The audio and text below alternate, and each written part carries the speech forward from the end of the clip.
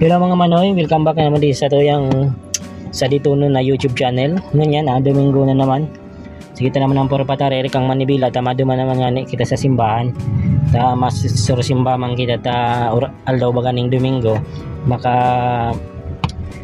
puro pasalamat man lamang kang mga biyaya na nare-resibita sa oral daw. So pasiringan kita ngunyan mga manoy digdi sa St. Clair na simbahan. So iyon digdi ang saro sa mga magayon na simbahan sa Eriame. So madumang kita masimba ta magayon magsimba duman ta apisar ng magayon ng simbahan narani pa. So arani na kita mga manoy. Sige ta na digdi ang pinapina kang mga pigaragian tang auto na iribong-ibong ang pagka parada. So kapagalon magpalusot-lusot ta kung makadingkil kita digdi makakuha kitang date na abunaran baga bata wara kitang darang pirak. Kunya kita mga manay baga naglakaw na kita digdi sa simbahan magayonon ang natad kay ng simbahan digdi ta iwas tapos pagayon kang pangalagkalag ta maaliwalason ang palibot. Yan grabe ang parkingan yan duman sa auto ta nakaparada na ta nakakuha na kitang magayon na parking. So arami siya na sa gitna ang pagulak na dali.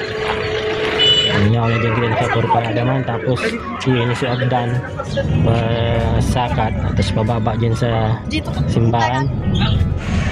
Tapos yun ang lawag ng simbahan mga manoy kaiwas pagayon ng lawag ng simbahan digdiyo pala nila sa St. Clair Monastery digdi sa Igig Cagayan.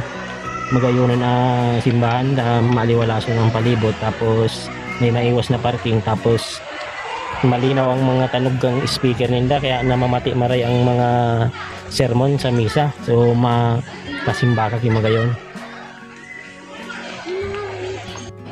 Tapos uyan na ba nga manoy ang mga grabing paingurag ng mga auto na mga nagsisimba digdiyo yan pano na so parking grabe nang para simba. So napaukupan so gabos na parkingan. So pagday ka digdi mag-atad mga manoy sa simbahan na ini dahil kang makukuha ng parkingan ta paingurag talaga nagasimba digdi pag Domingo ta magayon nga ni.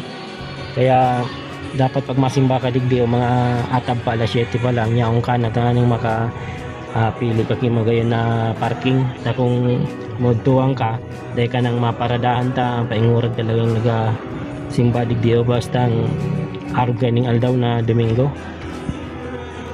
Bakit masabi ka mo nagdigdi ako dahil man nagsimba buro video man siya na nag-video tabi kita kan mga manoy katapos na kang misa ta tayo man pwede na maburo video kita may misa pa ta kung alangan man nagamisa supadi sige ta patrutaririk ang camera ta zero ka route man kaya nag-video kita kan manoy kang so tapos na baga so misa so paurulian na sa tawo ta para may ikagmang regi sa ditang boro vlog kani igwa man lamang kita i-upload so maka-date man lamang sa YouTube makasundo man lamang kay maski dos may pambakal lamang kay buyo makaugbas na lamang ay ta makaugbas garo man so para ugbason.